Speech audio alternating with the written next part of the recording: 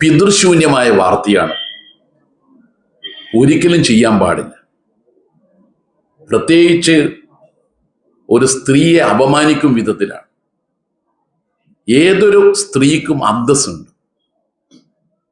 ആ അന്തസ്സിനെയാണ് ജനം ടിവിയും മറ്റിതര ഓൺലൈൻ മാധ്യമങ്ങളും ചില അച്ചടി പത്രവും അപമാനിച്ചത്.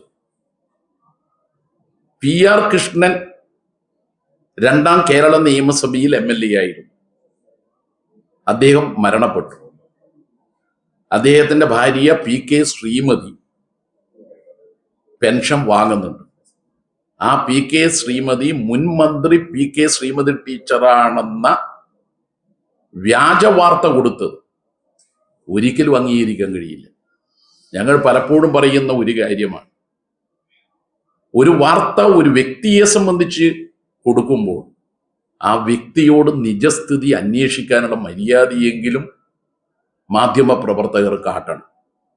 ആ മര്യാദ കാട്ടിയിരുന്നുവെങ്കിൽ ഈ ദാമോദരൻ മാസ്റ്ററുടെ ഭാര്യയായ PK ശ്രീമതി ടീച്ചർ PR കൃഷ്ണന്റെ ഭാര്യ ആകുമായിരുന്നില്ല.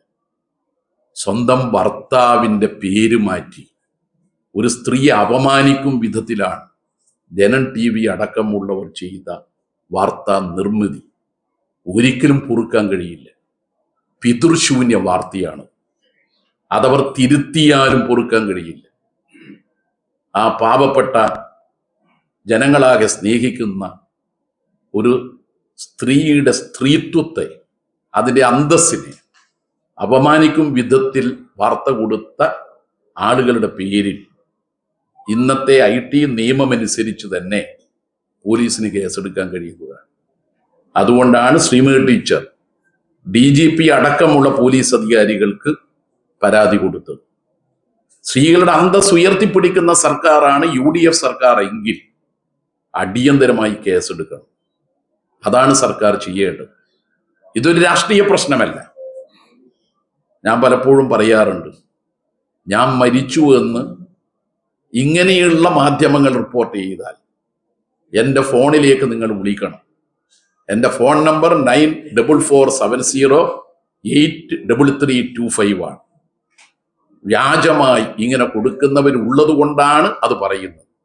എല്ലാവരും അങ്ങനെ ചെയ്യുന്നവരല്ല, പക്ഷെ ഇങ്ങനെ ചെയ്യുന്നവരും നമ്മുടെ കൂട്ടത്തിലുണ്ട്. ഓക്കെ.